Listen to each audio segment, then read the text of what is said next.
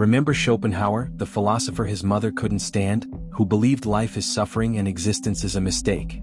Well, he had one solution that didn't require becoming a celibate ascetic monk: art.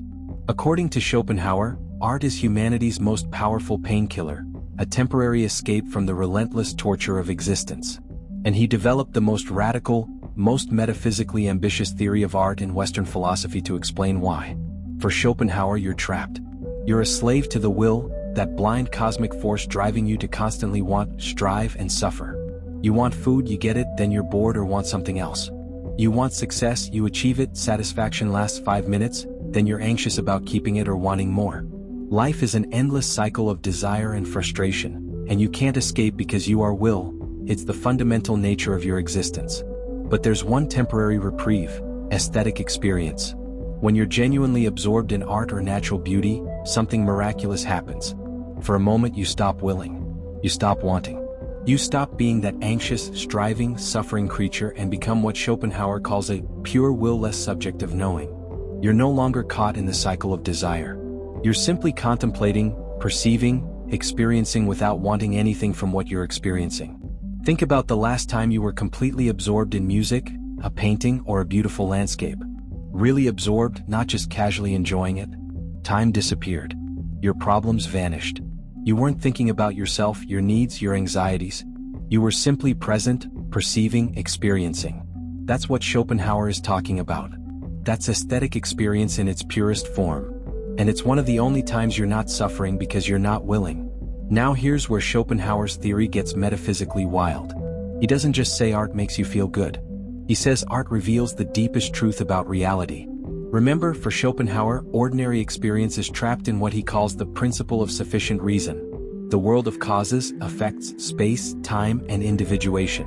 You experience things as separate objects related by causation. This chair caused that shadow. This action will cause that result. Everything is connected in chains of cause and effect. But this ordinary way of experiencing the world is superficial. It's just the surface of reality, what Kant called phenomena, things as they appear to us, not things as they really are. Beneath this surface lies something deeper: Platonic ideas. These aren't ideas in your mind. They're objective, eternal, timeless essences, the universal forms that particular things imperfectly express. There's the idea of dog, which all individual dogs imperfectly manifest. The idea of beauty, which all beautiful things participate in. The idea of humanity, which all humans express in various degrees. Science studies the surface level, particular things and their causal relationships. But art reveals the ideas themselves. When you contemplate a great portrait, you're not just seeing one person. You're seeing the idea of humanity or nobility or suffering made visible. When you experience a beautiful landscape, you're not just seeing trees and mountains. You're perceiving the eternal ideas that all trees and mountains express. Art strips away the accidental, individual features and reveals the essential, universal nature. This is why art is so powerful. It's not entertainment or decoration. It's metaphysical knowledge, insight into the true nature of reality that's deeper than anything science can provide. Science tells you how things work. Art shows you what things are, in their essential nature, freed from the distorting lens of causality and individuation. But here's the crucial part. Accessing this knowledge requires transforming yourself. You can't perceive the ideas while you're trapped in willing and wanting. Your ordinary consciousness is colored by your desires and needs. You see things as useful or threatening, as means to your ends. A forest isn't a forest, it's potential timber or a hiking destination or an obstacle. You can't see things as they truly are because you're seeing them through the distorting lens of your will. Aesthetic contemplation requires losing yourself. You must stop being an individual with needs and desires and become a pure knowing subject. This is why aesthetic experience feels like ego death, like losing yourself. Because you are losing yourself temporarily. The empirical you, the individual person with a particular body and particular wants, disappears. What remains is pure consciousness, contemplating the eternal ideas. Schopenhauer acknowledges this sounds mystical, maybe even crazy. How can you stop willing when you are will? How can you lose your individuality when individuality is fundamental to being human? But he insists that aesthetic experience proves it's possible. Anyone who's been genuinely absorbed in art knows this state exists. You've experienced it even if you never articulated it philosophically. And this has profound value. Life is suffering because of the will's endless striving. But in aesthetic contemplation, the will is temporarily silenced. You're not suffering because you're not wanting. You've achieved what mystics call enlightenment, what Buddhists call nirvana, though only briefly and temporarily. It's a taste of liberation, proof that escape from suffering is possible. Different people have different capacities for this. Most people can barely sustain aesthetic contemplation for moments before their desires and concerns rush back in. But artistic geniuses, people like Beethoven, Shakespeare, Michelangelo, can remain in this state for extended periods. That's what makes them geniuses. Not superior technical skill, though they have that too, but the ability to contemplate the ideas clearly and create works that communicate these ideas to others. So when you encounter great art, you're not just seeing something pretty or entertaining. You're receiving a transmission from someone who saw deeper into reality than ordinary consciousness allows. They contemplated the ideas, then created a work that helps you see them too. The artist is a mediator between the eternal realm of ideas and your ordinary consciousness trapped in willing and suffering. This is why Schopenhauer valued art so highly. It's not luxury or distraction. It's one of humanity's most important activities, maybe the most important activity besides ethical compassion and ascetic denial of the will. Art provides temporary relief from suffering and gives you glimpses of truth that ordinary life and even science cannot provide. It's medication for existence, and you need it to survive. Part 2. The Hierarchy of Arts and Why Music is King. Schopenhauer didn't just have a general theory of art. He ranked the arts in a detailed hierarchy based on how directly they reveal metaphysical truth. And his hierarchy is fascinating, controversial, and explains why composers like Wagner worshipped him while also revealing deep assumptions about art that we've inherited without realizing it. At the bottom of Schopenhauer's hierarchy is architecture. Why? Because architecture deals with the lowest grade of the will's objectification, inorganic matter. When you contemplate a building aesthetically, you're perceiving the ideas of gravity, rigidity, mass, and the struggle between supporting and being supported. A column supporting a roof makes visible the eternal conflict between weight and resistance. Architecture is the will made visible in its crudest, most basic form. This doesn't mean architecture is unimportant. A truly beautiful building can elevate you into aesthetic contemplation. But what you're contemplating is relatively simple. Basic physical forces made visible in stone or wood. The ideas revealed are the lowest grade of reality's essential nature. Next comes landscape gardening, then sculpture and painting. These arts rise higher because they reveal more complex ideas. Sculpture at its best portrays the human form, revealing the idea of humanity. But sculpture is limited to showing the body, the external. Painting can go further, capturing expression, emotion, character, the inner life made visible on the face and in gestures. A great portrait reveals not just what a person looks like but what humanity is in its essential nature. Historical painting ranks higher than portraiture because it depicts human action, conflict, and passion, the will manifesting in its most complex forms. When you contemplate a painting of battle or tragedy, you're seeing the ideas of courage, suffering, conflict, not just an abstract concept but made visible in concrete form. But Schopenhauer believed poetry is superior to visual arts. Why? Because poetry uses language, which can express the universal directly without being limited to particular sensory forms. A poem can evoke ideas without needing to show specific visual details. Language is more flexible, more capable of expressing complex ideas and relationships between ideas. And poetry's highest form is tragedy. Tragedy is special for Schopenhauer because it reveals the deepest truth about existence. That life is suffering, that the will's striving inevitably leads to destruction. When you watch a great tragedy, you see human beings destroyed by forces they can't control: fate, passion, circumstances. The tragic hero's downfall isn't just entertainment. It's metaphysical instruction. Tragedy shows you that life itself is tragic, that existence is structured such that suffering is inevitable. And this recognition is paradoxically liberating because it helps you let go of your attachment to life. But above all the arts, at the pinnacle of Schopenhauer's hierarchy, stands music. And here's where his theory becomes truly original and influential. Music, Schopenhauer argues, is completely different from all other arts. Every other art reveals Platonic ideas, universal essences of particular types of things. But music doesn't represent ideas at all. Music is a direct copy of the will itself. What does this mean? Remember, the will is the thing in itself, the deepest reality underlying everything. It's blind, purposeless striving, constant movement and change without aim or fulfillment. It's the cosmic force that drives all of existence. Now think about music. It's pure movement, pure process, pure temporal flow. It doesn't represent objects or states of affairs. It doesn't picture anything. It simply moves, flows, strives, rests, and strives again. Music, Schopenhauer says, expresses the inner nature of the will directly, without mediation. A melody is like the will striving. It moves from note to note, seeking resolution, finding temporary rest in consonance, then pushing forward into new dissonance and tension. The bass notes are like the lowest grades of nature, fundamental, slow-moving forces. The melody is like consciousness, more complex, more agile, riding atop the deeper foundation. Harmony is like the relationships between different grades of reality, all expressing the same underlying will in different ways. This is why music moves us so profoundly. It's not depicting emotions or telling stories, though it can accompany both. It's speaking directly to your innermost nature, to the will that you fundamentally are. When you hear music that resonates deeply, you're recognizing yourself, recognizing the cosmic force that drives you and everything else. Music reveals what you are beneath all the surface individuality and personality. Schopenhauer was obsessed with what we now call absolute or pure instrumental music. Music without words, programs, or explicit narratives. He thought this was music's highest form because it's most purely expressing the will without contamination from representational content. A Beethoven symphony doesn't depict anything. It is something, a direct manifestation of the will's inner nature made audible. This theory had enormous influence. Richard Wagner read Schopenhauer in 1854 and was transformed. Wagner had been developing his theory of the Gesamtkunstwerk, the total artwork combining music, poetry, drama, and visual spectacle.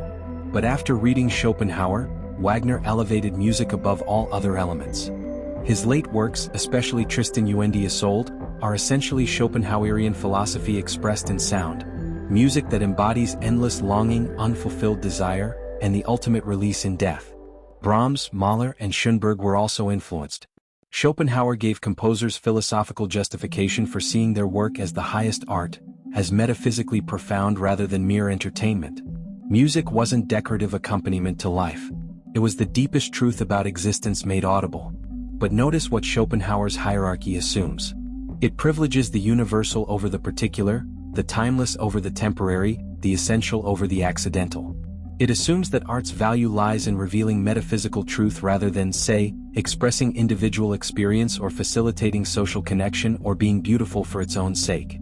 These are specifically romantic, idealist assumptions that shaped Western aesthetics for generations. Schopenhauer's theory is powerful and original, but it captures only one dimension of art's significance. It explains why art can provide temporary escape from suffering and glimpses of metaphysical truth. But art does many other things too. Builds community, preserves memory, challenges injustice, explores identity, experiments with form. Schopenhauer's aesthetics are profound but partial, brilliant but limited by his pessimistic metaphysics and romantic assumptions.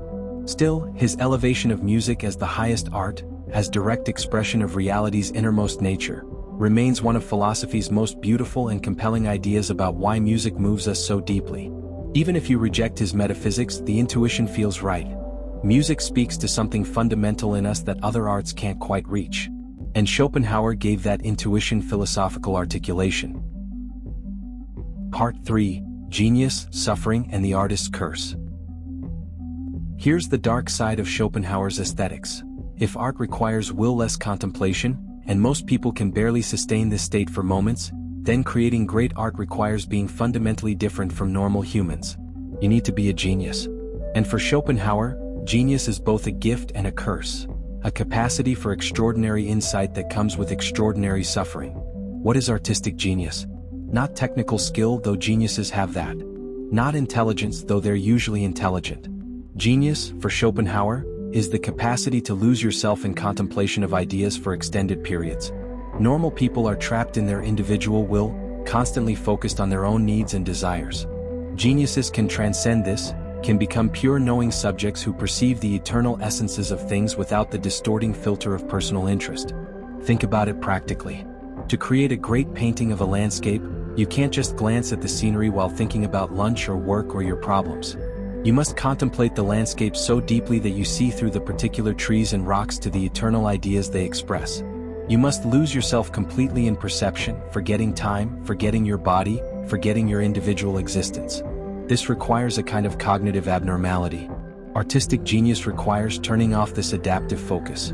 It requires being able to contemplate things for their own sake, without any connection to your survival or well-being. Schopenhauer argues this is literally a deviation from normal human psychology, a kind of productive madness. And it comes with costs. Geniuses, Schopenhauer claims, are more prone to suffering than ordinary people. Why? Because they're more sensitive, more aware, more capable of perceiving the full horror of existence. A normal person is buffered from reality's bleakness by their constant focus on immediate concerns and desires. They don't have time to contemplate the fundamental meaninglessness of existence because they're too busy wanting things. But geniuses, with their capacity for will-less contemplation, see clearly. They perceive the eternal ideas, yes, but they also perceive the futility of the will's endless striving. They see through the illusions that make life bearable for ordinary people. They recognize that all striving is pointless, that satisfaction is impossible, that existence itself is a mistake. And this insight is torturous. This is why so many great artists throughout history have been depressed, anxious, self-destructive. It's not coincidence or romantic myth. It's the inevitable result of the same cognitive capacity that makes them geniuses. The ability to see deeply means seeing deeply into horror. The capacity for profound aesthetic experience includes the capacity for profound suffering. You can't have one without the other. Schopenhauer also argues that geniuses are often impractical in ordinary life. They're bad at self-promotion, bad at navigating social hierarchies, bad at the petty maneuvering required for worldly success. Why? Because their minds are oriented toward the eternal and universal rather than the temporal and particular. They're contemplating ideas while others are calculating advantage. They're absorbed in their art while others are networking and politicking.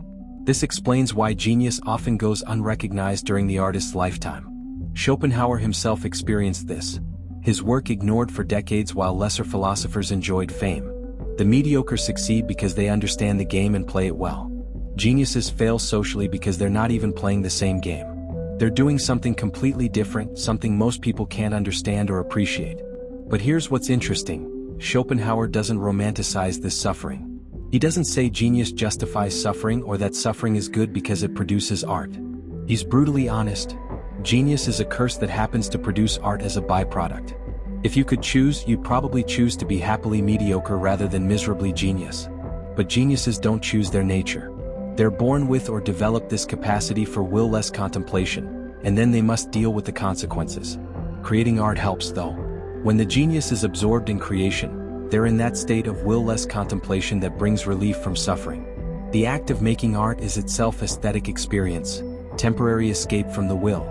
So geniuses are driven to create not just to express what they've seen but to achieve the only state where they're not tormented. And there's something else. Geniuses feel compelled to communicate. They've perceived the ideas clearly, and they feel a kind of duty to share this vision. Not from ego or desire for fame, those are will-driven motivations that contradict aesthetic experience. But from a kind of impersonal recognition that these ideas should be made accessible to others. The genius serves as a mediator between the eternal realm and ordinary consciousness, and this service is its own imperative. Schopenhauer also argues that not everyone has equal capacity to appreciate art. Most people can barely access aesthetic contemplation. They look at paintings or listen to music in a superficial way, never achieving will-less perception. They're tourists in the museum, checking boxes, taking photos, but not really seeing. They're at the concert thinking about the performer's technique or their own reactions, never losing themselves in pure perception of the music. Only those with some degree of genius can fully appreciate great art. This sounds elitist, and it is. But Schopenhauer isn't saying ordinary people are worthless or that art should only be for intellectuals. He's making a descriptive claim. Accessing the state of will-less contemplation requires specific cognitive capacities that are distributed unequally. Just as not everyone can understand advanced mathematics, not everyone can access deep aesthetic experience. This has implications for how we think about art criticism and aesthetic judgment. If genuine aesthetic experience requires losing yourself in will-less contemplation, then most aesthetic judgment is corrupted by the will. People judge art based on whether it serves their interests, confirms their prejudices, or provides pleasant sensations. They're not perceiving ideas. They're consuming entertainment. Real aesthetic judgment requires achieving will-less perception first, then articulating what ideas the work reveals. This is incredibly rare. Most critics are just rationalizing their personal preferences, which are driven by their individual will. They're not actually perceiving what the art is showing. They're projecting their own concerns onto it. So according to Schopenhauer, artistic creation is a kind of martyrdom. The genius suffers more than ordinary people, sees more deeply into horror, and is compelled to create art that reveals what they've seen. They sacrifice their happiness for art, though not by choice. They can't help being what they are. And society, for the most part, doesn't understand or appreciate what they're doing until long after they're dead. Grim? Absolutely. But Schopenhauer isn't trying to comfort you. He's trying to tell you the truth. And the truth, as he sees it, is that genius is suffering in service of beauty, and beauty is the only temporary relief from a fundamentally horrible existence. Part 4. What Schopenhauer got right and spectacularly wrong. Schopenhauer's aesthetics influenced generations of artists, composers, and writers. But was he actually right? Let's look at what he got brilliantly correct and what he got spectacularly, hilariously wrong. What he got right. Aesthetic experience does involve a kind of self-forgetting. When you're genuinely absorbed in art or beauty, your ordinary concerns fade away. Time disappears. Your ego dissolves temporarily. This is a real psychological phenomenon that virtually everyone has experienced. Schopenhauer's philosophical articulation of this experience is profound and accurate. He captured something true about what happens to consciousness during aesthetic contemplation. He also got right that art can provide temporary relief from suffering. When you're absorbed in music or a painting, you're not anxious about your problems. Art does function as a kind of medicine for consciousness, providing respite from the constant grinding of desire and worry. This isn't just escapism, it's a genuine alteration of consciousness that has therapeutic value. Schopenhauer's insight that music is different from other arts is also compelling. Music doesn't represent objects or tell stories in the way painting or literature does. It's more abstract, more directly connected to emotion and subjective experience. Whether you accept his metaphysics about the will or not, the intuition that music speaks to something deeper and more universal than other art forms resonates with how people actually experience music. His recognition that creating great art requires unusual cognitive capacity is also correct. Artistic genius is real, even if we don't need Schopenhauer's metaphysics to explain it. Great artists do see things others don't, make connections others miss, create works that reveal new ways of experiencing reality. Not everyone can do this, and pretending otherwise is democratic nonsense that denies obvious differences in creative ability. But what did he get wrong? Almost everything about the metaphysics. Platonic ideas don't exist. There's no cosmic will underlying reality. The thing in itself is probably incoherent as a concept. You don't need any of this metaphysical machinery to explain what's valuable about art or aesthetic experience. Contemporary aesthetics has largely abandoned Schopenhauer's metaphysics while retaining some of his insights about aesthetic consciousness. He also got wrong that art's value lies primarily in revealing eternal truths. Much great art is intensely particular and historical, deliberately avoiding universality. Political art, personal art, art that engages with specific cultural moments, these are valuable precisely because they're not timeless. They capture something about a particular time, place, and perspective that universal ideas can't express. Schopenhauer's hierarchy of the arts is also problematic. It's based on arbitrary assumptions about what makes art valuable. Why should universality be better than particularity? Why should contemplation be superior to action or emotional expression? His rankings reflect romantic aesthetic ideology more than any objective standard. A film can be as profound as a symphony. Photography can reveal as much as painting. The hierarchy doesn't hold up. His account of genius is particularly troubling. Yes, creating great art requires special ability, but linking genius to suffering and madness romanticizes mental illness in dangerous ways. Plenty of great artists were relatively happy, well-adjusted people. And plenty of suffering people create mediocre art. Suffering doesn't cause or guarantee insight. It's just suffering. The gender politics are also atrocious, though this is more implicit than explicit in his aesthetics. Schopenhauer's notorious misogyny infects his entire philosophy. His assumption that women are more trapped in biological will, less capable of aesthetic contemplation and philosophical insight, all of this is sexist garbage that invalidates much of his thought. You can't separate his aesthetics from his misogyny because both flow from his pessimistic view of embodied existence. His elitism about aesthetic appreciation is also problematic. Yes, people have different capacities for aesthetic experience. But Schopenhauer assumes that ordinary people's aesthetic responses are worthless, that only those who achieve will-less contemplation are really experiencing art. This dismisses legitimate ways of engaging with art: emotional response, intellectual analysis, social experience, sensory pleasure. Not every aesthetic encounter needs to be mystical transcendence to be valuable. And his claim that aesthetic experiences will-less is questionable. Even in deep aesthetic contemplation, you're still desiring to continue the experience, desiring to understand what you're perceiving, desiring to create or appreciate beauty. The will isn't shut off. It's redirected, focused on aesthetic objects rather than practical concerns. This is significant but not the radical transcendence Schopenhauer describes. Modern neuroscience and psychology don't support Schopenhauer's model of aesthetic experience. Brain activity doesn't stop or fundamentally change during aesthetic contemplation. Different neural networks activate, but consciousness doesn't become will-less in any literal sense. You're always embodied, always driven by brain processes that could be described as will-like. Aesthetic experience is a modification of ordinary consciousness, not escape from consciousness's fundamental nature. But here's what's interesting. Even stripped of the metaphysics, Schopenhauer's core insights remain valuable. Art can alter consciousness in beneficial ways. Beauty can provide relief from suffering. Creative expression can reveal aspects of reality and experience that ordinary perception misses. You don't need to believe in Platonic ideas or cosmic will to recognize these truths. Contemporary aesthetics has moved on from Schopenhauer in many ways. We're more interested in art's social and political dimensions, its relationship to identity and power, its material and institutional conditions. We're less focused on timeless beauty and more interested in how art functions in specific cultural contexts. We're more skeptical of grand metaphysical theories and more attentive to diversity of aesthetic experiences and practices. But we shouldn't dismiss Schopenhauer entirely. His phenomenological descriptions of aesthetic experience remain compelling. His insights about music's unique power still resonate. His emphasis on art's importance for human flourishing feels more relevant than ever in our distracted, anxiety-ridden age.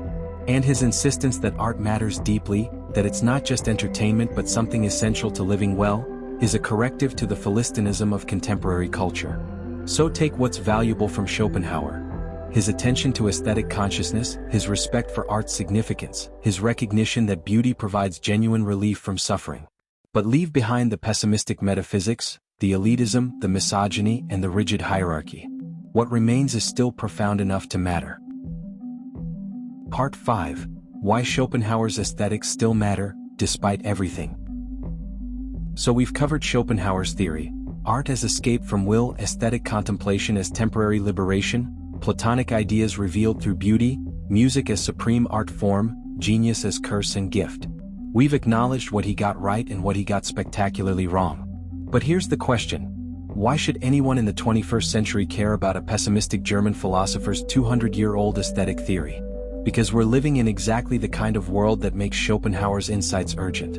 We're drowning in distraction, overwhelmed by constant stimulation, addicted to novelty and entertainment.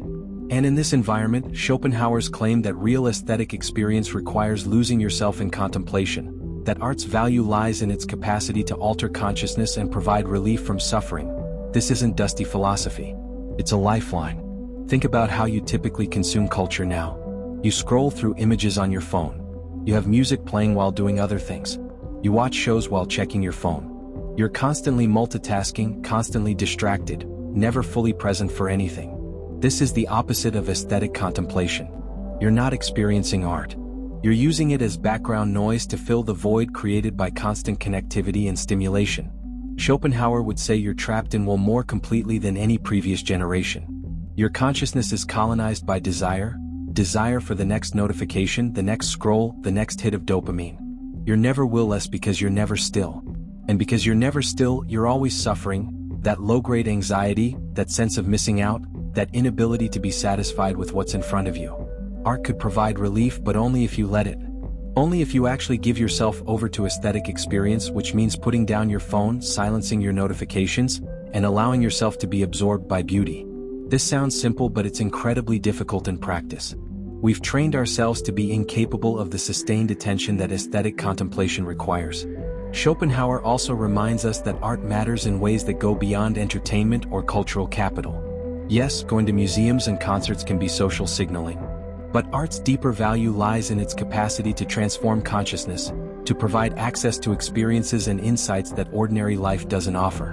When everything is commodified and instrumentalized, when every activity must justify itself economically, Schopenhauer's insistence that art has intrinsic value that comes from its effect on consciousness rather than its market price, is a vital counterweight.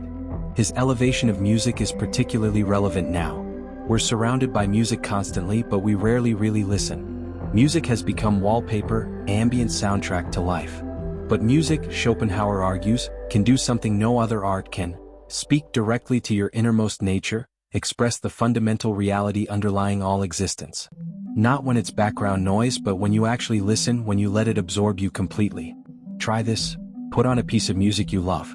Not as background while doing something else, but as the only thing you're doing. Close your eyes. Don't think about the composer or the historical period or the technical elements. Just listen. Let yourself be carried by the sound. Let time disappear. Let your problems and concerns fade. If you can do this, really do it, you'll experience what Schopenhauer is describing. And you'll understand why he saw music as the highest art. Schopenhauer's account of genius and suffering also matters in our creator economy, where everyone is an artist and everything is content. He reminds us that creating great art requires something most people don't have.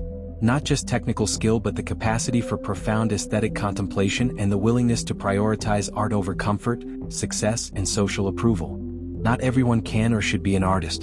And pretending otherwise devalues genuine creative achievement. His recognition that art requires suffering isn't romanticizing pain. It's acknowledging that deep insight often comes from difficulty, that comfortable lives tend to produce comfortable art, and that the artists who change how we see reality are often those who've seen darkest and deepest. This doesn't mean you should cultivate suffering. But it means respecting that great art often comes from places of profound difficulty. Schopenhauer's aesthetics also offer an antidote to the politicization of everything. Yes, art can and should engage with politics and social issues. But Schopenhauer reminds us that art also has value beyond its political utility. Beauty matters for its own sake. Aesthetic experience matters because it transforms consciousness, not just because it advances causes. In an age where everything must be justified politically, this is a necessary corrective. His philosophy also validates something many people feel but can't articulate: that experiencing great art is important, not just as leisure or culture but as something essential to living well. When you stand in front of a painting and feel time stop, when you hear music that moves you to tears, when you read a poem that articulates something you felt but never expressed, these aren't trivial experiences. They're encounters with beauty that matter deeply, that make life more bearable, that justify existence in a way nothing else quite does. So what should you actually do with Schopenhauer's aesthetics? First, take art seriously.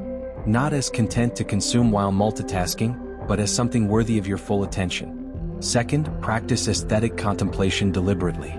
Visit museums slowly. Listen to music without doing anything else. Read poetry carefully. Give yourself over to beauty when you encounter it.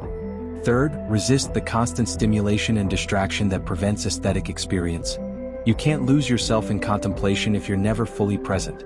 Finally, remember why Schopenhauer thought art matters. Because life is hard, because suffering is inevitable, because the constant striving of desire never leads to lasting satisfaction. Art doesn't solve these problems, but it provides temporary relief. Moments of transcendence where suffering stops and consciousness rests in pure perception. In a world that makes you constantly anxious, distracted, and dissatisfied, these moments of aesthetic peace aren't trivial. They're necessary. Schopenhauer was a pessimist who believed existence is a mistake. But he also believed beauty makes existence bearable.